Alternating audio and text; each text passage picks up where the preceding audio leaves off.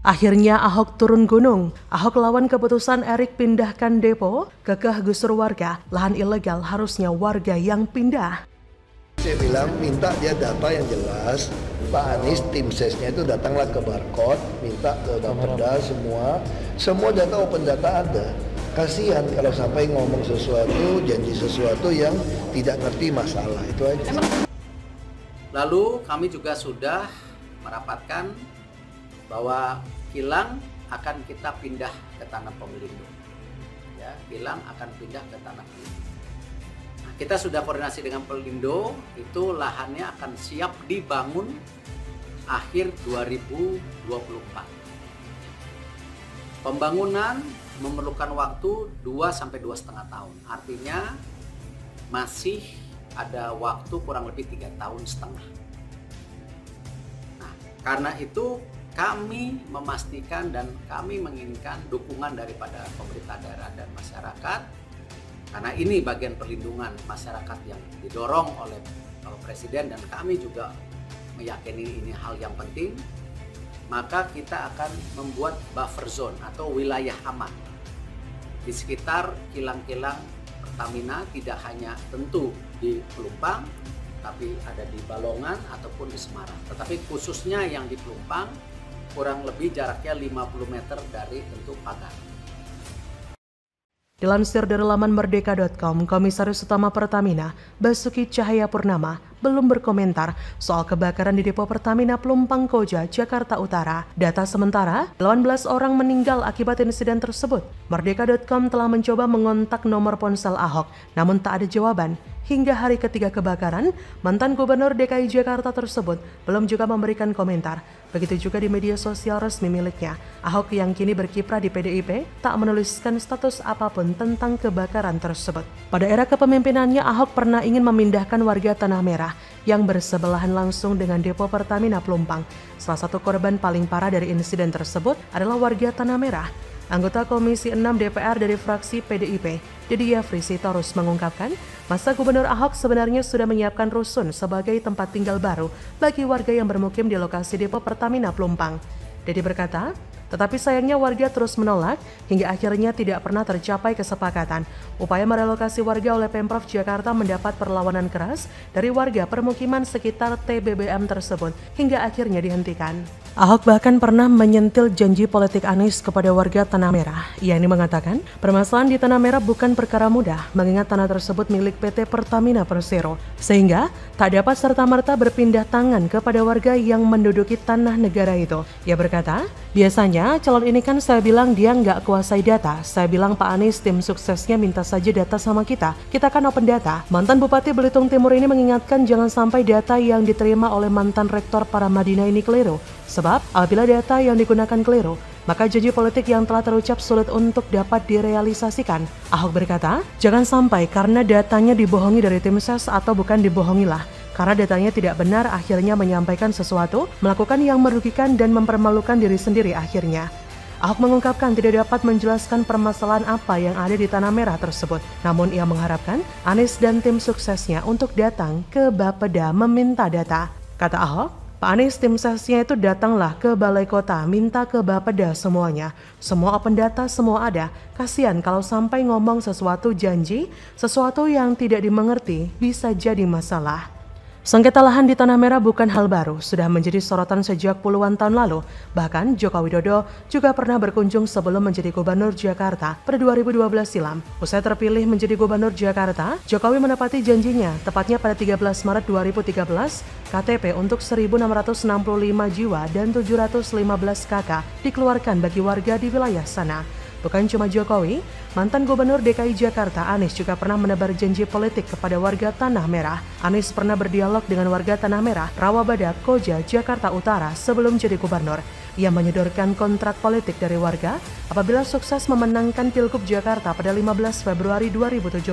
Pada Oktober 2021, Anies meresmikan infrastruktur pembangunan Kampung Tanah Merah, Jakarta Utara. Kendati demikian, IMB yang digunakan masih bersifat sementara. Anies menegaskan pembangunan hunian bagi warga Kampung Tanah Merah Jakut merujuk Peraturan Gubernur Nomor 118 Tahun 2020 tentang izin pemanfaatan ruang.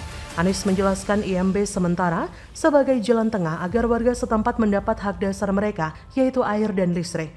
Menteri BUMN Erick Thohir meminta adanya penataan ulang di wilayah objek vital nasional milik BUMN, termasuk Pertamina usai kebakaran depo di Pelumpang. Direktur Utama Pertamina Nike Widiawati pun bakal menindaklanjuti perintah tersebut.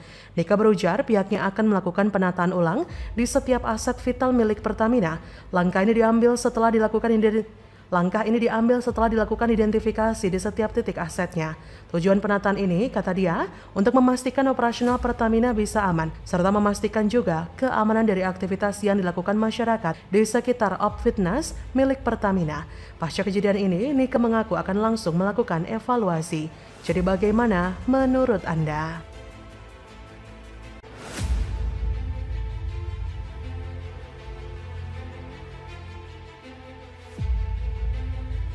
Sungai Pesing dikeruk, flyover Pesing juga dipercantik. PJRU instruksikan penataan kolong flyover jadi keren banget, gak pesing lagi.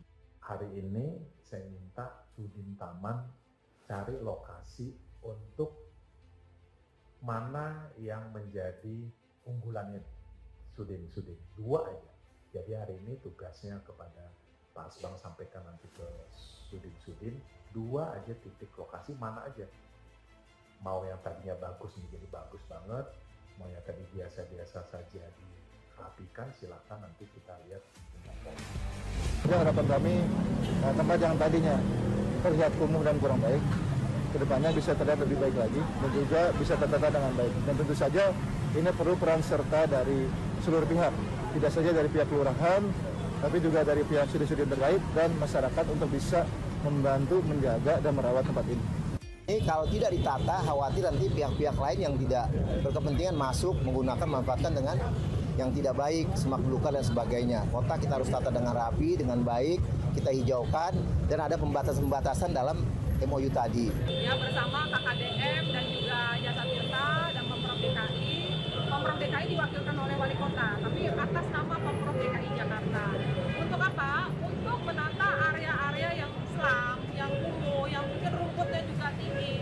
Itu ditata dengan gotong royong oleh ketiga belah pihak, kerja bakti dan juga memelihara bersamaan ya, seperti itu. Supaya apa? Selain kualitas airnya juga tetap terjaga, beautifikasi kota juga tercipta. Suku Dinas Pertamanan dan Hutan Kota, Sudin Tamhut Jakarta Barat, menata ulang taman di kawasan kolong flyover Pesing, Jalan Daan Mogot. Petugas Koordinator Lapangan Sudin Tamhut Jakarta Barat, Agus Setia mengatakan, penataan ulang taman kolong flyover Pesing dilakukan sepanjang 1 km. Ia berkata Kamis 23 Februari, penataan ulang kami lakukan agar kawasan taman kolong flyover jadi lebih bagus, rapi, dan indah. Dikatakan oleh Agus, penataan sudah dilakukan sejak 6 Februari 2023 dengan mengerahkan 27 personel tingkat Sudin. Penataan dilakukan secara terpola dengan menempatkan atau mengelompokkan setiap jenis tanaman hias dengan desain berbeda-beda. Adapun untuk jenis tanaman hias yang ditanam diantaranya anjuang kribo, kana varigata, megamendung, patah tulang, pilau kuning, dan anjuang merah. Saat ini pengerjaannya sudah mencapai 75%. Zarkasi, salah seorang warga Pesing Poglar RT 2 RW 4 Kelurahan Kedaung, Kaliangke, menyambut baik penataan ulang taman di sepanjang kolong flyover Pesing. Ia berkata, saya menyambut baik penataan taman ini, apalagi penataan tanaman dilakukan secara berkelompok sehingga terlihat lebih tertata rapi dan indah, kata dia.